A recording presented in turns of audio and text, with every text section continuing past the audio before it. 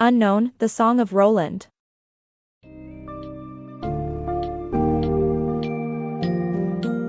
Embark on a captivating journey through the Song of Roland, an epic medieval tale of heroism, treachery, and divine justice.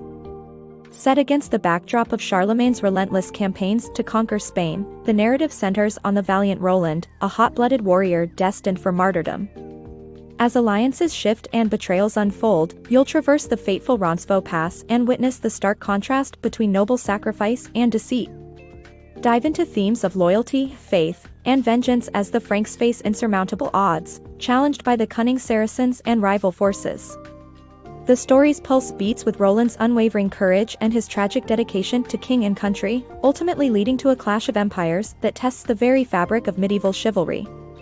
Prepare to explore this storied confrontation between cross and crescent with unparalleled depth and intrigue.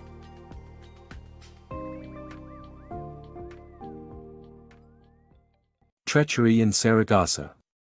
Saragossa stands as the last bastion against Charlemagne's mighty Frankish Empire, with King Marsilian ruling over it.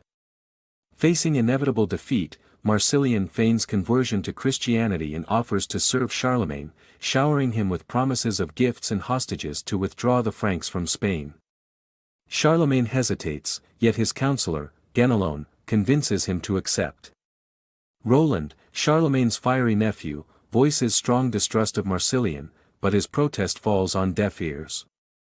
In a spiteful twist, Roland nominates Ganelon for the perilous task of conveying Charlemagne's conditions to Marsilian. Angered, Ganelon begrudgingly accepts, swearing vengeance on Roland. Upon meeting Marsilian, Ganelon first demands submission, but soon, swayed by self-preservation and greed, plots against Roland. They conjure a plan to ambush Roland's rearguard at Roncesvalles Pass. Elated by Ganelon's betrayal, Marsilian lavishes him with treasures. Returning to Charlemagne, Ganelon deceitfully assures him of Marsilian's loyalty and intent to honor their agreement. Relieved, Charlemagne assigns Roland to lead the rearguard on their journey back. Alone at night, Charlemagne experiences ominous dreams, yet Roland dismisses his uncle's unease. He confidently assembles a band of 11 brave men, including his trusted friend Olivier and the indomitable Archbishop Turpin, ready to face whatever comes. Meanwhile, Marsilian prepares a massive force of 400,000, ready to strike the first blow against Roland. His nephew Elroth is promised the honor of initiating the attack. On the brink of battle, loyalty is pitted against betrayal, strength against a treacherous strategy. As the shadows of conflict loom, the unfolding epic promises a fierce struggle between the tides of honor and deceit. Roland's final stand. At the mountain pass of Roncesvalles, the Franks clash with a formidable force of Saracens. Outnumbered, Roland and his shrinking band face the overwhelming might of 400,000 enemies. Despite his friend Olivier's desperate pleas to summon Charlemagne's troops for aid, Roland chooses to stand his ground, valuing honor over tactical retreat. Amidst the chaos, Archbishop Turpin inspires the Franks, absolving their sins to strengthen their resolve to die as martyrs. Fueled by faith, the knights rally and press the Saracens with the rallying cries of Montjoie sans Denis. For a fleeting moment, victory seems attainable. Yet, as daylight wanes, a deep shadow falls upon the battlefield, marking the approach of Marsilian's reinforcements. 100,000 more men pour in to bolster the Saracen ranks. Stubborn in his resolve, Roland still refrains from sounding the Oliphant, straining his friendship with Olivier to the breaking point. Only when he finally relents does he realize that the rescue comes too late. The Saracens overwhelm the Franks, spilling noble blood as Duke Samson falls to Emir Valdebron, later avenged by Roland's swift retribution. The dwindling French force continues to stand their ground valiantly. The tide turns heavily as Olivier falls in Roland's arms after a fierce attack. Roland, driven by grief and vengeance, retaliates by crippling Marsilian. As their numbers dwindle to just 3, Roland, Walter, and Archbishop Turpin, the brave Walter succumbs, and Turpin fights on valiantly, his body a pin-cushion of arrows. In the final confrontation, Roland finds himself alone, mortally wounded but undeterred. Determined to prevent his sacred sword, Durendal, from being captured, Roland tries, unsuccessfully, to destroy it. At the precipice of death, he lays down facing Spain, offering a heartfelt prayer to God for recognition of his unwavering loyalty. Saint Gabriel descends, ushering Roland's soul to paradise along with his fallen comrades. In Roland's last moments, he hears the distant horns of Charlemagne's returning armies, yet too late. Marsilian's forces retreat, and with a last breath, Roland's legacy of courage and sacrifice closes a chapter but not the war. Charlemagne's returning troops signify the ensuing pursuit for justice and vengeance. Clash of Legends. Charlemagne and his troops arrive at Roncesvalles, surrounded by comrades who have fallen in battle, their hearts set on avenging these losses.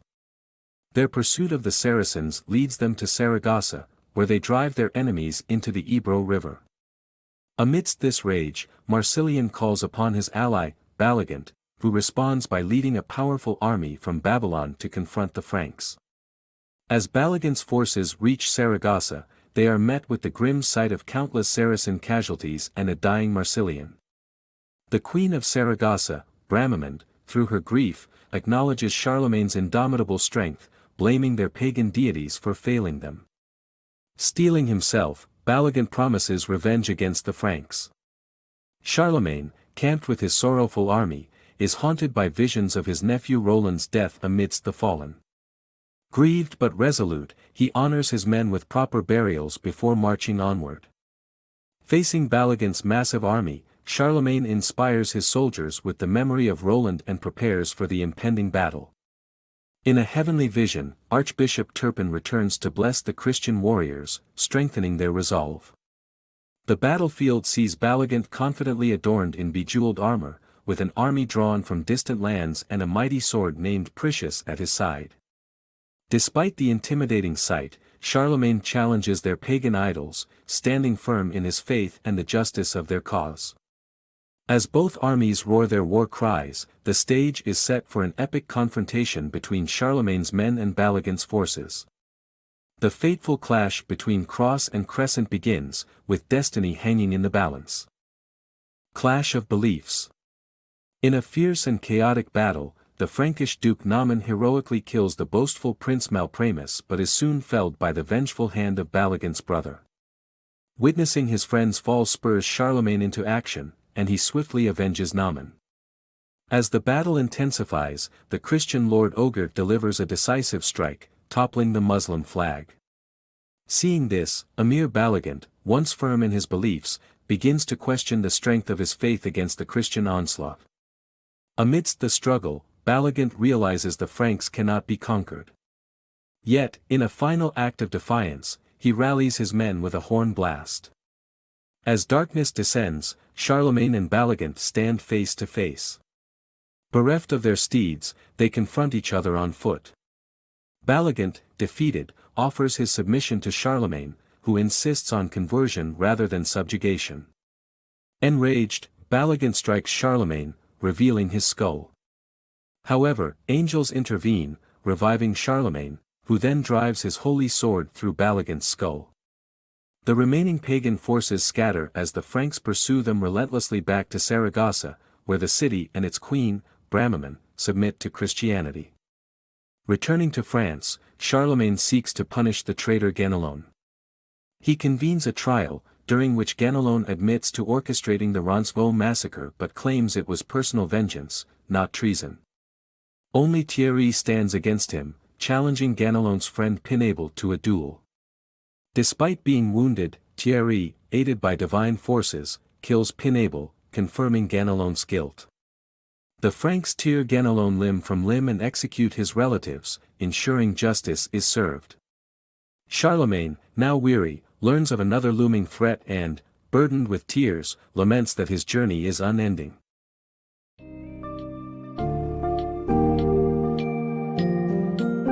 As the dust settles from the epic clashes in The Song of Roland, the timeless themes resonate with enduring impact. Roland's noble sacrifice reverberates beyond the battlefield, emblematic of unwavering loyalty and the high cost of honor. Charlemagne's crusade for justice culminates in the inevitable downfall of treachery, imparting a potent lesson on the virtue of righteousness. With betrayal avenged and faith affirmed, the story concludes yet hints at ongoing struggles, reflecting the perpetual human endeavor against adversity. Readers leave armed with the understanding that true valor transcends the grave, and moral integrity endures the test of time. This timeless epic endows us with a richer appreciation of medieval valor and the enduring battle between light and shadow, leaving a legacy of courage and conviction that echoes through the ages.